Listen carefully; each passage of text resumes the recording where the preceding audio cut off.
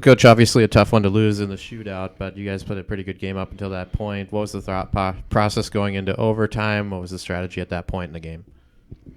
Yeah, it's 3-3, and it's been a bit since we've been in it. The management and the shift length and some things we did a good job on. We had our looks. We didn't get it. Then we drew a penalty, which is a big moment of a game, and we just got to come through in those parts. We didn't get jobs done when we had the extra man advantage probably tonight, and when we were man down. So that's probably the difference in the game. And a pretty even game throughout. The shots on goal or even basically through two periods. Did you feel like you were generating the momentum in the game, or was it kind of an even game? Yeah, I mean, anytime there's 12 penalties in the game, so it's choppy, and it's probably a little bit out of rhythm for some guys and over rhythm for others, and probably on our unfortunate, we took back-to-back shorthanded minors. You can't take minors in succession. You're just asking for some bad moments and some lulls in your game, and I think that kind of happened. But as the game went on, I was after our last kill. I really liked the way we played down the stretch, and we didn't get the next one.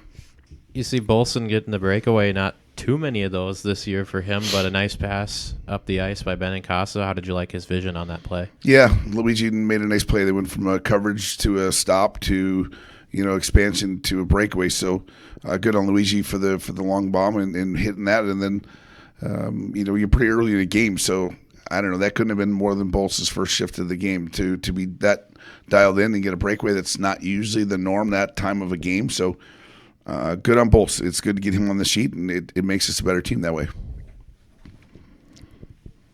The power play, I think, you don't want to be 0 for 6, but did you feel like that you guys did have some pretty good power plays and generate some pretty good looks and chances, and it was kind of more just that they weren't going? Yeah, we definitely had possession. We missed maybe on some looks that we just didn't maybe finish and execute on, but I think some chance generation was there.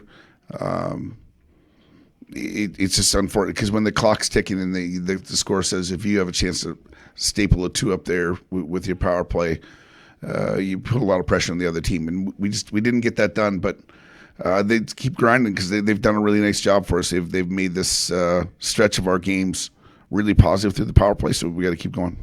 Do you feel like, I don't know, it kind of seemed you guys had some chances at the end of regulation, then you had the 4-on-3 before the power play, and just kind of as it's going on, and did you feel like they were kind of gaining momentum from getting away with it and stopping you guys as that overtime went on? So yeah, I mean, I don't know about in the overtime. I think there's a lot of exhausted guys out there. So I mean, the possession of the balance of possession will be way down there with 4-on-3. So it's just unfortunate. Like you need to put the nail in that coffin, and we've done it in the past, and we didn't get that done tonight.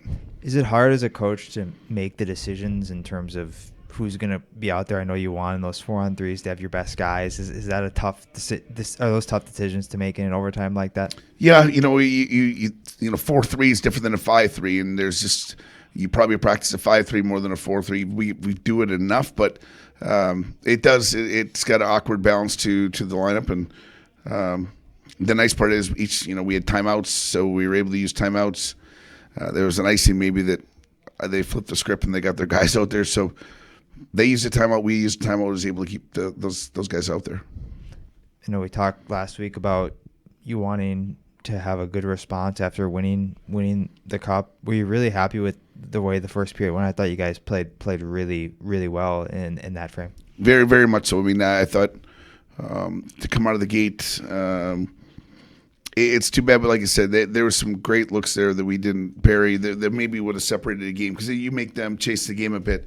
Probably a little bit different, but to Bemidji's credit, they played hard. I thought they stayed connected the whole time.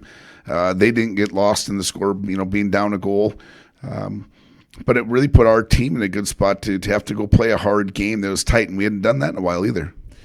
The rivalry with these two teams, thought you could feel it. It had the perfect amount of chippiness. Was that just you want to win, but was that a fun hockey game to watch?